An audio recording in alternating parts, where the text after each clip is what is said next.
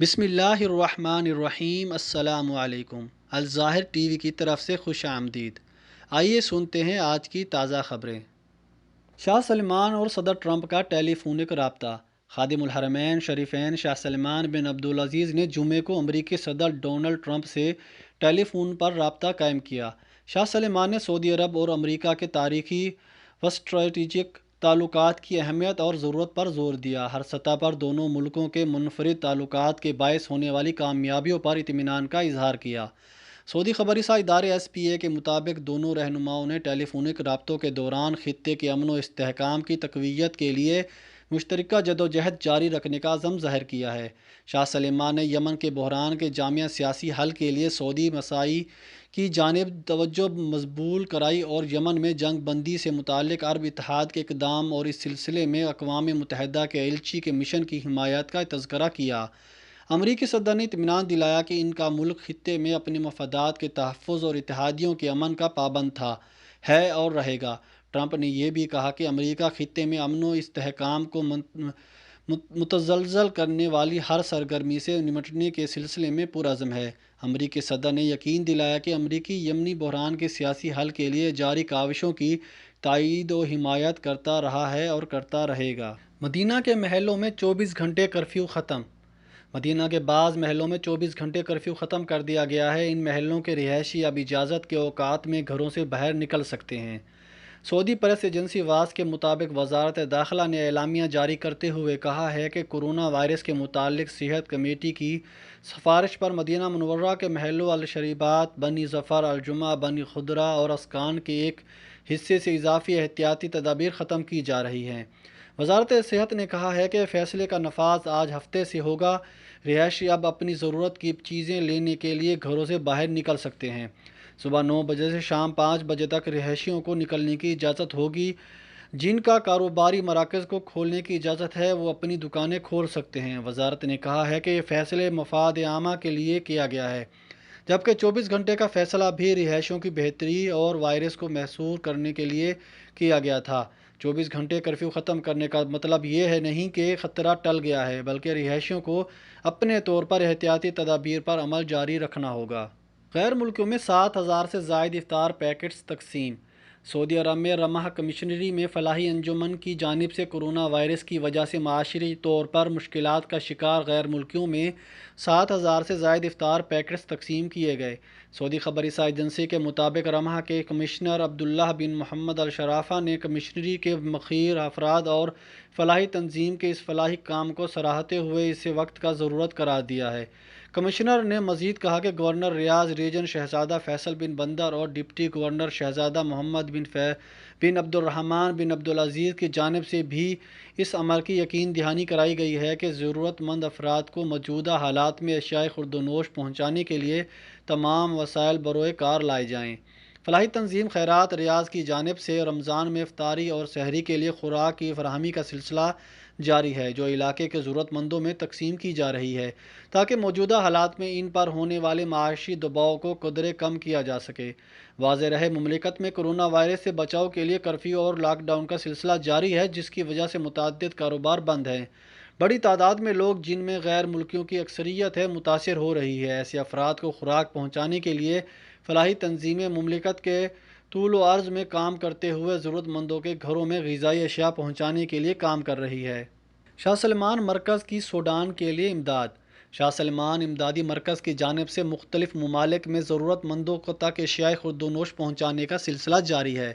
مرکز کی جانب سے پاکستان سمیت مختلف ممالک میں لوگوں کو رمضان کے موقع پر غذائی اشیاء تقسیم کی جا رہی ہے۔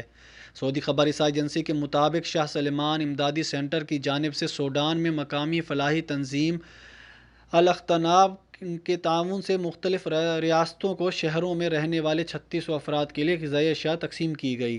شاہ سلمان امدادی مرکز کے ذرائع کا کہنا ہے کہ رمضان کے دوران سوڈان میں 38,211 خوراک کے پیکٹس تقسیم کیے جائیں گے۔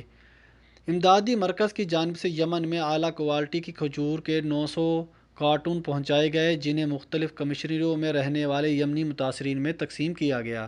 کرفیو پاس طلب کرنے پر 3 سعودی شہری گرفتار۔ سعودی عرب کے علاقے اسیر ریجن میں پولیس نے بلدیہ کے علاقائی ڈائریکٹر سے الجھنے پر 3 شہریوں کو گرفتار کر لیا۔ ملزمان کرفیو کے دوران ہیوی وہیکلز استعمال کر رہے تھے۔ ویب نیوز سبق کے مطابق اسیر میں بلدیہ کے ریجنل ڈائریکٹر نے معمول کی کارروائی کے دوران کرفیو اوقات میں نسبتاً سنسان علاقے میں چند ہیوی گاڑیوں کو دیکھا۔ جب گاڑیوں کے ڈرائیور کو روک کر ان سے کرفیو پاس کے بارے میں دریافت کیا تو ایک شخص نے اسے برا بھلا کہتے ہوئے سنگین نتائج کی دھمکی دی۔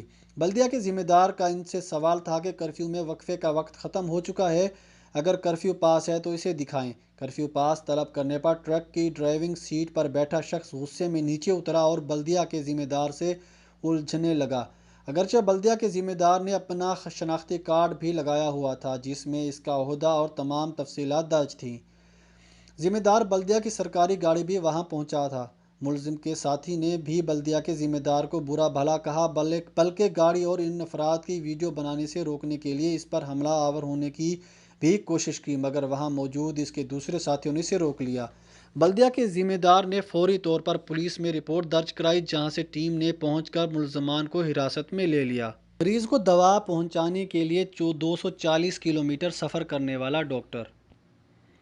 جدہ کے کنگ فہد ہسپتال میں کام کرنے والے ایک سعودی ڈاکٹر نے مثال قائم کرتے ہوئے اپنے مریض کو دوا دینے کے لیے 240 کلومیٹر کا سفر کیا۔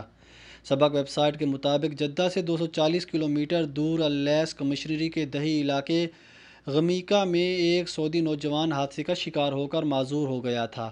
علاج معالجے کے لیے متعدد مرتبہ اسے کنگ فہد ہسپتال میں کئی دن تک زیر علاج بھی رہنا پڑا۔ اس دوران اس کے لیے اپنے معالج کے ساتھ دوستی ہو گئی تھی۔ چند دن پہلے نوجوان نے اپنے معالج سعودی ڈاکٹر سے فون پر رابطہ کر کے بتایا کہ اس کی ادویات ختم ہونے والی ہیں اور وہ کرفیو کی وجہ سے ہسپتال آ کے دوا نہیں لے سکتا۔ نوجوان نے کہا کہ اگر آن لائن سسٹم کے تحت یا کوریئر کمپنیوں کے ذریعے سے دوا ارسال کر دی جائے تو بہت اچھا ہو جائے گا۔ اس پر ڈاکٹر نے آن لائن سسٹم کے ذریعے دوا لکھنے کی کوشش کی، مگر معلوم ہوا کہ نوجوان کا آن لائن سسٹم ابشر میں اکاؤنٹ نہیں ہے۔ ڈاکٹر نے دوسرا طریقہ اختیار کرتے ہوئے کوریئر کمپنیوں سے رجوع کیا تو معلوم ہوا کہ دوا پہنچانے میں کئی دن لگ سکتے ہیں۔ اب ڈاکٹر کے پاس اس کے سوا کوئی چارہ نہیں تھا کہ وہ خود 240 کلومیٹر کا سفر کر کے خود غمیکا جائے اور وہاں پہنچ کر دوا مریض کو فراہم کر دے۔ چنانچہ انہوں نے ایسا ہی کیا۔ مریض نوجوان کہتے ہیں کہ ایک دن اچانک مجھے میرے ڈاکٹر کا فون آ گیا۔ انہوں نے مجھ سے کہا کہ میں غمیکا میں ہوں، مجھے اپنے گھر کا لوکیشن بھیج دیں۔ نوجوان کا کہنا ہے کہ ڈاکٹر نے محض دوا پہنچانے کے لیے اتنا بڑا سفر کر کے خود کو تکلیف میں ڈالا ہے، حالانکہ یہ ان کے فرائض میں نہیں تھا۔ نوجوان کہتے ہیں میرے پاس ڈاکٹر کے شکریہ کے لیے الفاظ نہیں، میں کس طرح ان کے احسان کا بدلہ چکاؤں گا۔ کرونا وائرس کے معلومات کے لیے نئی واٹس ایپ سروس۔ سعودی عرب میں وزارت صحت نے کرونا وائرس پر قابو پانے کی کوششوں میں واٹس ایپ سروس بھی شروع کر دی۔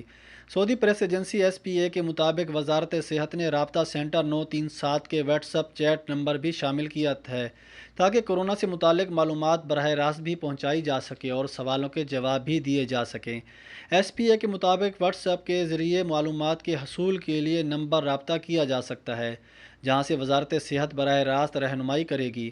اس سروس کے ذریعے ہیلتھ کیئر سینٹرز کی تفصیلات اور صحت سے متعلق دیگر معلومات حاصل کی جا سکیں گی۔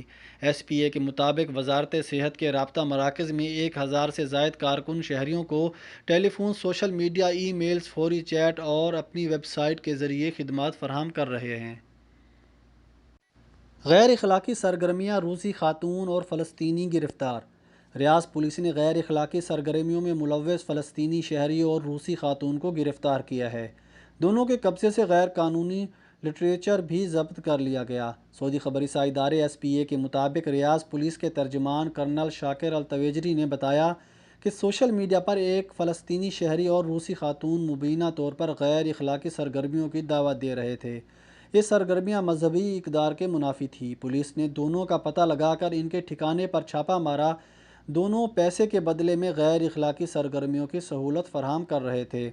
پولیس ترجمان التویجری نے بتایا کہ فلسطینی شہری اور ایک روسی خاتون جو عمر کے تیسرے اور چوتھے عشرے میں ہیں، ان سرگرمیوں میں ملوث تھے۔